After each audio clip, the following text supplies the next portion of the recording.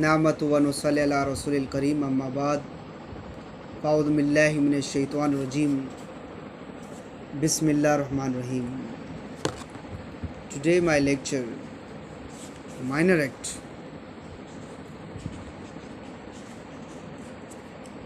I describe you first of all poetry Ghalib.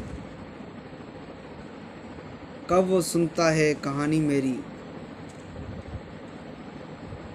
Ghalib said, कब वो सुनता है कहानी मेरी और फिर वो भी ज़बानी मेरी।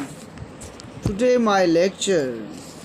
Would you like to my channel Legal Talk Network? Subscribe to button bell icon. Press the button bell icon, like it, and shares and comments me. Thank you, my viewers. Bill of Exchange. I describe you. Section 2, subsection 2. Stamp Act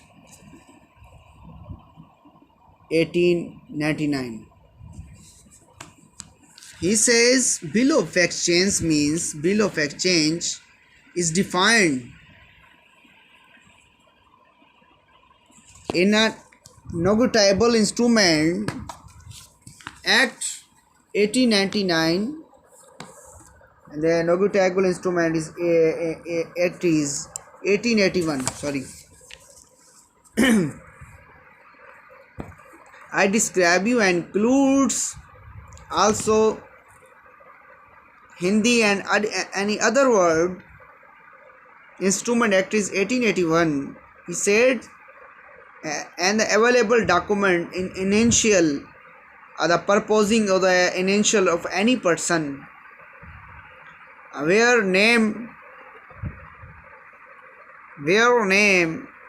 neither or not to payment for any other persons or to draw and upon any other person for any sum of money.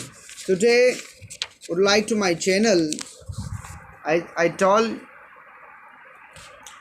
यानी मुबादला हंडी। आई describe in Urdu. मुबादला हंडी से मुराद ऐसी हंडी है जिसकी तारीफ़ कानून में दस्तावेज़ात काबिल BO शरा मजरिया 1881 में ये एक्ट आया, स्टेब्लिश हुआ।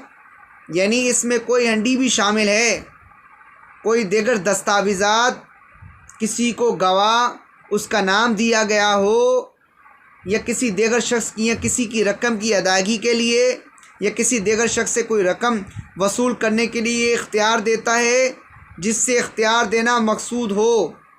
ये तारीफ़ी तकाज़ी है कि कानूनी दस्तावेज़ात बेशरा की तारीफ़ को सामने रखा जाता है इस सेक्शन के तहत। अ bill of exchange is an instrument in writing containing an unconstitutional order signed by the maker directing a certain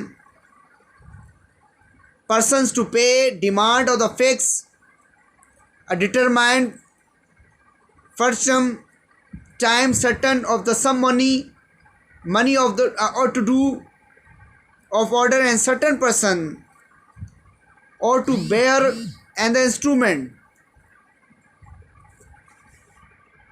यहाँ पर बताया कि मुबादला हंडी को मुख्तसर कहते हैं कि इसके लवाजमात अगरचे मुबसरी नोट से हैं, मिलते हैं तो प्राइमरी नोट से मुख्तलिफ हैं। तो यहाँ प्राइमरी नोट के बरस से मुबादला हंडी में 3 फ़र्क बयान किए गए हैं, जिसमें किसी दूसरे शख्स को हिदायत की जा रही है। एक मकरूज रकम फ़लाँ शख्स को उसके अज़बुल रकम अदा करता है। स्टाम्प एक्ट के तहत मुबादला हंडी का रजिस्टर होना लाजमी है, ज़रूरी है। माहिर कानून यहाँ लिखते हैं, यानी कानूनी दस्तावेज़ात काबिल बी सफ़ा नंबर 10 में लिखता है। अब्दुल अज़ीज़ कानूनदान हैं, यहाँ पर वो कहते हैं कि अ bill of exchange is a writing signed with a drawer with content constitutional order to directing certain person called the draft to pay deemed to be the fixed determinable future time as some certain money only to do order the certain person call to payment in the matter of thrift। यानी मुबादला अंडी मुकर्रर लिखने वाला यानी उसके दस्तखत गैर मशरूत हुक्म पर मुश्तमिल एक तहरीर दस्तावेज़ात होता है। यहाँ पर जिसमें एक मईन शख्स को हुक्म दिया है कि अंदर मतलब यानी ज़रूरी है कि ये मुकर्ररा वक़्त मुस्तकिल करी में सिर्फ मईन रकम यहाँ पर किसी को मईन यानी शख्स को जिसे अदायगी का मकसद हो उसके लिए हस्बुल हुक्म अदा करना ज़रूरी है। यानी must in writing order in payment must be in constitutional specific money. Signature of must यहाँ ज़रूरी है कि उसके सिग्नेचर भी लाजमी होने चाहिए। देयर यानी कि bill of exchange is a payment of demand. Bill is exchange of the demand includes an order to payment of any sum money by a bail or exchange promotions note, the promissory note for the delivery of any bill of exchange। Promissory note is a specification of any suit money for the payment of any sum of money। I describe you particular fund which may be in the unavailable and upon condition and the continuity which may be to be performed or happen, an order and the payment of any money weekly, monthly or at any other stated periods, a letter of credit, that is say any instrument which on the person authorize another to give credit to the person in whose favor it is drawn। यानी इस यंदी का प्रामर्शरी note के ज़रिए किसी रकम की अदायगी के लिए यानी किसी हुक्म का या किसी हंडी के लिए और या प्रामर्सी नोट की अदायगी के हवाले से किसी रकम की हवाले से मैं बता रहा हूँ किसी खादन से किसी रकम की अदायगी के लिए जो दस्तयाब हो किसी शर्त या इत्तफाकी अमर के वातफा होना लाजमी है उसका आया या ना आए, हफ्तावार या माहाना यानी देगर वक्फ़ों में किसी रकम के लिए कोई हुक्म हो। यहाँ पर दूसरी जगह मैं आपको बता रहा हूँ उनके असूल के लिए यानी रुकाए हंडी यानी कोई दस्तावेज़ात डॉक्यूमेंट्स हैं उसकी बिना पर कोई ऐसे शख्स को उधार देने का इख्तियार दे जिसके हक़ में वो जारी किया जाए।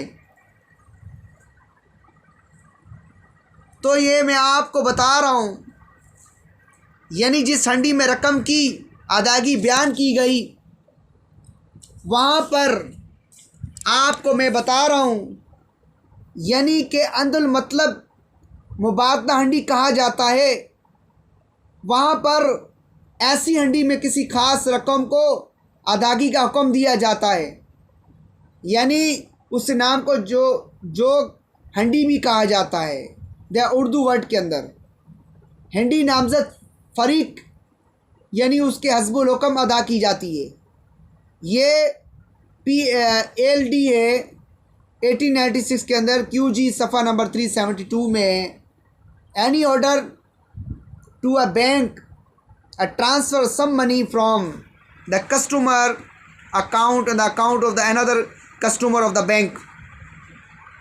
बैंक को ये हुक्म हो कोई रकम एक यानी एक अकाउंट के लिए दूसरे गाहक के अकाउंट में मुंतकिल कर दी यानी एक ट्रांसफ़र दूसरे ट्रांसफ़र यानी कि आप बैंक में जाते हैं आपको यानी कि मिसाल के तौर पर शिकारपुर में आपको पैसे की ज़रूरत है आपने टेलीफ़ोन किया यार मुझे पैसे की ज़रूरत है तो आपने एक्सचेंज कर दिया ट्रांसफ़र कर दिए पैसे उसके अकाउंट के अंदर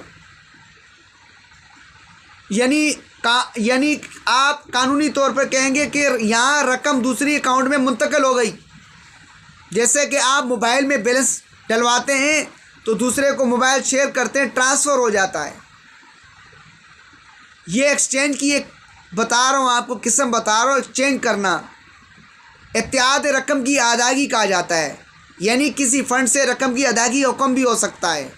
किसी शर्त या अमर के बगैर कोई वक़्फ़ वज़ीर या ताबे ऐसा भी हुक्म होता है। In the customer account to the account and other customer of the bank. इंशाल्लाह नेक्स्ट लेक्चर फिर हाज़िर होंगे। अब तक के लिए इजाज़त। पाकिस्तान जिंदाबाद।